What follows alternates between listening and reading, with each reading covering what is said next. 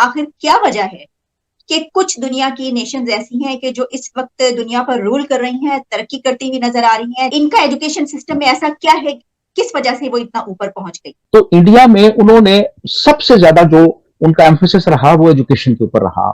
जिस मजहब का शुरुआत होती है इकरा पढ़ो और सारी कौम ने पढ़, और हर मौलवी सियासी तकरीरें कर रहा है।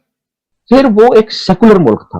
आप दिलीप कुमार को देख लें, अब मोहम्मद रफी को देख लें, इवन उनकी फौज के अंदर lieutenant general, even general level के मुसलमान आपको नजर आएंगे, ठीक है। और वो सिर्फ इसलिए कि उनमें टैलेंट था।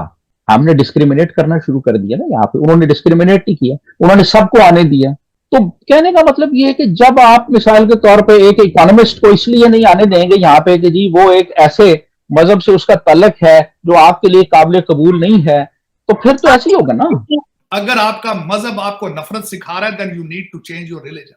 तुम्हें किसी दूसरे मजहब की जरूरत है, अगर तुम्हारे मजहब में से तुम्हें नफरतें मिल रही हैं। लेकिन एजुकेशन से भी बेसिक जो एक चीज है वो है कि सवाल उठाएं, सवाल किए जाए। हमारे क्लासरूम्स में सबसे ज्यादा जो लफ्ज बोला जाता है वो है साइलेंस।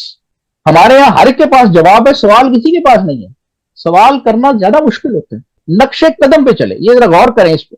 क्योंकि ये चांद ढूंढते रहते बादलों में छुप गया है, चांद क्यों चांद नहीं दिख रहा, अंधे अंधे बुढ़े बुढ़े मौलवी। हेलो दोस्तों, आइए देखते हैं पाकिस्तानी मीडिया की लेटेस्ट वीडियो। जैसा कि आप जानते हैं कि आजकल सारा पाकिस्तानी मीडिया और पाकिस्तानी परेशान है पाकिस्तान की स्थिति को देख करके, जिसमें पाकिस्तान की इकोनॉमी तो खराब हो ही रही है और इसी के साथ साथ पाकिस्तान के अंदर बकौल पाकिस्तानी दहशतगर्दी की घटनाएं बढ़ गई है और कब कौन पाकिस्तानी मारा जाए कोई कह नहीं सकता। पाकिस्तान की डूबती नैया को देख करके पाकिस्तानी मीडिया तो रो ही रही है और पाकिस्तानी मीडिया अपने दुख का इजहार कर रहे हैं, लेकिन उनके दुख में और इजाफा हो जाता है भारत की तरक्की को देख करके। पाकिस्तान के ठीक उलट भारत इस समय दुनिया की सबसे तेज बढ़ती इकोनॉमी है और भारत का न सिर्फ पॉलिटिकली बल्कि इंटेलेक्चुअली भी प्रभाव पूरे वर्ल्ड पे दिखने लगा है। तो वहीं पे पाकिस्तान के अब उसके दोस्त भी पाकिस्तान का साथ नहीं दे रहे हैं। तो पाकिस्तान का इस डूबती हालत का कारण सभी को पता है, हर पाकिस्तानी इस बात को जानते समझते हैं और बातें भी करते हैं। लेकिन दिक्कत यही है कि जब इन पाकिस्तानियों के सामने इनका मौलवी या आसमानी किताब आ जाता है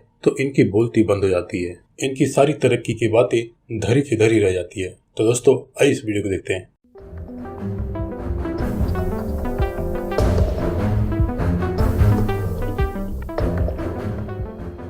जब हम देखते हैं हमारा हमसाया मुल्क इंडिया, जो टेक कंपनीज इस वक्त दुनिया की हैं, IMF से लेकर आप मतलब जितनी कंपनी, जितने इदारे उठा लें, वहां पर उनका यूथ जो है वो रूल कर रहा है। उनके एजुकेशन सिस्टम और हमारे एजुकेशन सिस्टम को तो एक जैसा होना चाहिए था, वहां पे ऐसा क्या है? देखिए बात ये है, जो नेहरू थे तो इंडिया में उन्होंने सबसे ज्यादा जो उनका एम्फेसिस रहा वो एजुकेशन के ऊपर रहा। उन्होंने IITs बनाए, तो एक तो वो उन्होंने प्रमोट किया हर चीज को।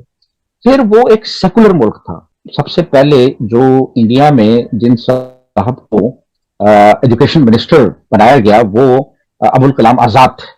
हमने डिस्क्रिमिनेट करना शुरू कर दिया ना यहाँ पे, उन्होंने डिस्क्रिमिनेट नहीं किया, उन्होंने सबको आने दिया। अबुल कलाम आजाद जो थे वो प्रेसिडेंट बन गए वहां के। आपका मजहब जो है वो उसमें हायल नहीं होगा आपकी प्रोग्रेस में। तो इंडिया में आप देख लें, आप दिलीप कुमार को देख लें, अब मोहम्मद रफी को देख लें, इवन उनकी फौज के अंदर लेफ्टिनेंट जनरल लेवल के ऑफिसर्स, इवन जनरल लेवल के मुसलमान आपको नजर आएंगे, ठीक है। और वो सिर्फ इसलिए कि उनमें टैलेंट था। तो कहने का मतलब ये है कि जब आप मिसाल के तौर पे एक इकोनॉमिस्ट को इसलिए नहीं आने देंगे यहाँ पे कि जी वो एक ऐसे मजहब से उसका तल्लक है जो आपके लिए काबिल कबूल नहीं है, तो फिर तो ऐसे ही होगा ना।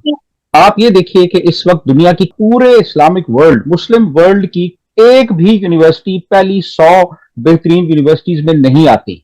अच्छा आलिया, ऐसा है कि एजुकेशन सिस्टम तो अपनी जगह है, लेकिन एजुकेशन से भी बेसिक जो एक चीज है वो है कि कल्चर के अंदर एजुकेशन को और लर्निंग को और साइंस एंड टेक्नोलॉजी को कितनी अहमियत दी जाती है। दूसरी चीज है कल्चर ऑफ क्वेश्चनिंग, कि सवाल उठाएं, सवाल किए जाए। हमारे क्लासरूम्स में सबसे ज्यादा जो लफ्ज बोला जाता है वो है साइलेंस, खामोश। वहां पे इनके इस चीज को इनकरेज किया जाता है कि बच्चा सवाल करे, क्वेश्चन करे, जो एक ट्रेडिशनल बिलीफ्स है उनको चैलेंज करे, क्वेश्चन करे कि यार ऐसे नहीं ऐसे। तो यही चीजें होती हैं जिनकी वजह से फिर सोसाइटीज आगे प्रोग्रेस करती हैं। हमारे यहाँ हर एक के पास जवाब है, सवाल किसी के पास नहीं है। सवाल करना ज्यादा मुश्किल होता है। और फिर जितनी डाइवर्सिटी होगी, जितना प्लूरलिज्म होगा, उतना ज्यादा फिर सोसाइटी और कल्चर जो है उसमें रिचनेस आएगी, उसमें मुख्तलिफ किस्म के ख्यालात जो है वो एक जगह पे इकट्ठे होंगे। हमारा तो ये है ना, हम कहते हैं यार अपना एक्सक्लूसिव होना चाहिए, हर बंदे को हमारी तरह सोचना चाहिए, नक्शे कदम पे चले। ये जरा गौर करें इस पे, ऐसे तो नहीं होता ना जी, ऐसे तो प्रोग्रेस नहीं होती। हम अपनी हम जब छोटे थे तार साहब, तो हमें किताबों में पढ़ाया गया कि पाकिस्तान इसलिए हासिल कर रहे थे ताकि मजहबी आज़ादी हो, और क्योंकि अगर हम वहाँ पे होते, भारत में होते, तो वहाँ पे तो हमारे पास वो आज़ादी ना होती। तो तारड़ साहब ये जो चीज, ये बात तो फिर सबके दिलों में करता कोई नहीं, और इसका जवाब भी किसी के पास नहीं है। चीमा साहब, इसका जवाब ये है कि जिस मजहब का शुरुआत होती है इकरा पढ़ो और सारी कौम ने पढ़ा। वाह वाह वाह वाह। जिसके मजहब की फाउंडेशन में लिखा है इकरा पढ़ो, और सारी कौम सारा इस्लामिक वर्ल्ड एंड पढ़ा। और हर मौलवी सियासी तकरीरें कर रहा है।